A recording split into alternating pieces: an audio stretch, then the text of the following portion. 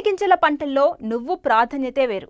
దీనిలో నూనె 46% నుంచి 55% వరకు, ప్రోటీన్లు 20 నుంచి 25% వరకు ఉంటాయి. తక్కువ పెట్టుబడులతో అధిక నికర లాభాన్ని ఆర్జించే పంటగా నువ్వు రైతుల ఆదరణ పొందుతోంది. అయితే వేసవిలో విత్తిన పైరులో చీడపీడల ఉధృతి అధికంగా కనిపిస్తోంది. వీటిని సకాలంలో నివారిస్తే మంచి దిగుబడులు పొందేందుకు అవకాశాలు ఉన్నాయంటూ తెలియజేస్తున్నారు యలమంచిలి వ్యవసాయ పరిశోధనా స్థానం శాస్త్రవేత్త హసీనా భాను.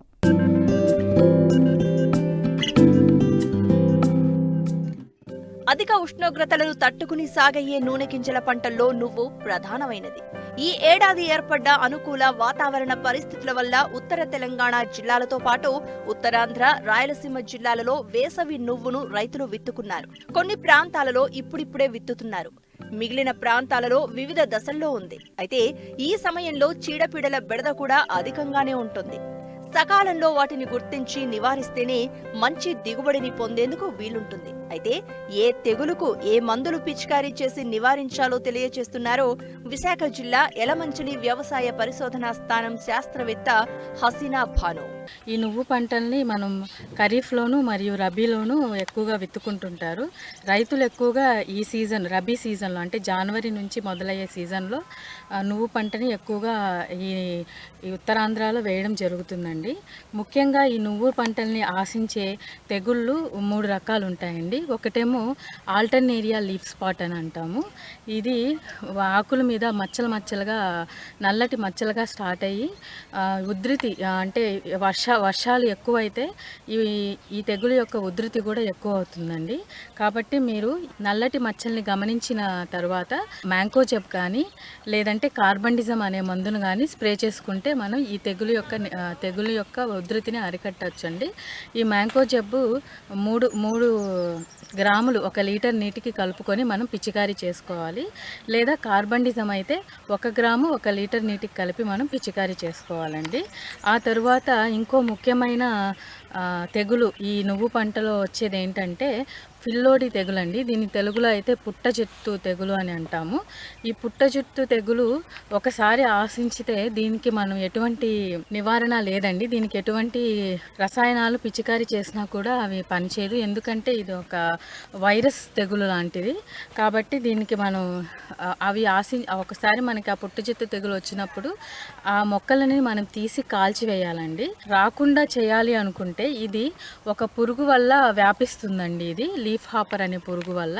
కాబట్టి అవి మనం పంటలో గమనించిన వెంటనే ఇమిడాక్లోప్రిడ్ అనే మందుని పిచికారీ చేసుకోవాలి. లేదా అసిటామిప్రిడ్ అనే మందుని 0.3 ml 1 లీటర్కి కలిపి మనం పిచికారీ చేసుకున్నట్లయితే మనం ఈ పుట్టచెత్తు తెగులును కూడా నివారించవచ్చండి.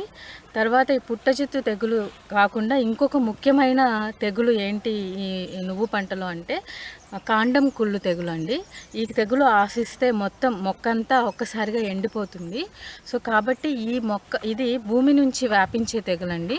కావున ఈ తెగులు వ్యాపించకుండా ఉండాలంటే మనం విత్తనాలని విత్తే ముందే కార్బండిజంతో గాన విత్తన శుద్ధి చేసుకోగలిగితే ఈ తెగుల్ని మనం నివారించవచ్చు. ఒకవేళ మీరు తెగులు పొలంలో గమనించిన వెంటనే ఈ కార్బండిజంని మనం 1 ml 1 లీటర్ నీటికి కలుపుకొని పిచికారీ చేసుకోవాలండి. సో ఆ విధంగా కూడా మనం ఈ తెగుల్ని నివారించవచ్చు. సో ఈ 3 ముఖ్యంగా మనం ఈ పంటలో గమనించే ముఖ్యమైన తెగుళ్ళండి. సో ఇలా చిన్నగా మీరు యాజమాన్యం చేసుకోగలిగితే మంచి దిగుబడిని మనం పొందవచ్చండి. ఈ పంటలో ఆశించే పురుగుల గురించి మనం మాట్లాడుకున్నట్లయితే ముఖ్యంగా మనకి పంట మొదటి దశలో ఉన్నప్పుడు తామర పురుగులు అనేటివి మనకి కనబడతాయండి. ఈ తామర పురుగులు ఏం చేస్తాయంటే మొత్తం పత్రహరితాన్ని అంతా గోకి తినేయడం వల్ల ఆకంతా పాలిపోవడం జరుగుతుంది. కాబట్టి ఈ తామర పురుగుల్ని మనం నివారించడానికి ఈ మోనోక్రోటోఫాస్ అనేది 1.6 ml 1 లీటర్ నీటికి కలిపి మనం పిచికారీ చేసుకోవాలండి. ఆ తరువాత ముఖ్యంగా మనం గమనించే పురుగు ఏంటి ఈ నువ్వు పంటలో అంటే ఆకు ముడత మరియు కాయ తొలుచు పురుగు అండి. ఇది పంట యొక్క మొదటి దశలోనూ మనకు కనబడుతుంది. అలాగే పూత మరియు కాయ దశలో కూడా మనకు కనబడుతుంది. కాబట్టి ఇది ఏం చేస్తుందంటే మొదటి దశలో అయితే ఆకులన్నిటినీ గూడు కట్టేసి ఆ పత్రహరితం లోపల ఉండే పత్రహరితాన్ని అంతా గోకి తినేస్తుంది. అలాగే కాయ మరియు పూత దశలో అయితే పూతల్ని మరియు కాయల్ని గోకి తినడం వల్ల దీనివల్ల మనకి పంటకి చాలా నష్టం జరుగుతుంది. పురుగును కూడా మనం ఉధృతిని తగ్గించడానికి క్లోరిఫైరిఫాస్ కానీ మోనోక్రోటోఫాస్ కానీ మనం పిచికారీ చేసుకోవచ్చండి. మోనోక్రోటోఫాస్ అయితే 0.6 ml 1 లీటర్ నీటికి కలిపి పిచికారీ చేసుకోవాలి. క్లోరిఫైరిఫాస్ అయితే 2.5 ml 1 లీటర్ నీటికి కలిపి మనం పిచికారీ చేసుకున్నట్లయితే ఈ పురుగు యొక్క ఉధృతిని మనం తగ్గించవచ్చు. సో ఇవి రెండు ఎక్కువగా మన నువ్వు పంటని ఈ రబీ సీజన్లో తీవ్రత నష్టాన్ని కలిగిస్తాయండి. సో ఈ విధంగా మీరు యాజమాన్య పద్ధతుల్ని పాటించడం వల్ల మంచి దిగుబడిని ఈ నువ్వు పంటల్లో పొందవచ్చండి.